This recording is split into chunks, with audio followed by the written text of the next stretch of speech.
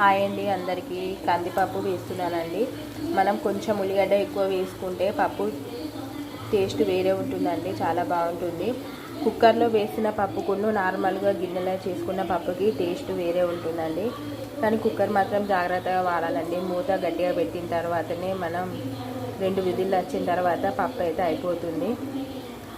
ఇప్పుడైతే కుక్కర్లో పప్పు వేసిన తర్వాత నూనెలో ఒక 2 మినిట్స్ ఫ్రై అయిన తర్వాత కారం వేసుకొని, ఉప్పు వేసుకొని, వాటర్ వేసిన తర్వాత మూత పెట్టుకోవాలండి. రుచికి సరిపడా కారం వేసుకోవాలండి. అలాగే రుచికి సరిపడా ఉప్పు వేసుకొని, సరిపడా కారం ఉప్పు వేసిన తర్వాత ఒక 2 నిమిషాలు అయిన తర్వాత వాటర్ పోసుకోవాలి. 3 గ్లాసులు వాటర్ పోసినానండి. ఇప్పుడు స్టవ్ పెద్దగా పెట్టుకొని మూత పెట్టుకోవాలి.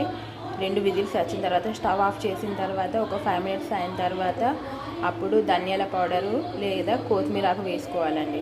2 విజిల్స్ వచ్చినాక తీసానండి. ఇప్పుడు కొంచెం ధనియాల పౌడర్ వేసుకుంటున్నానండి.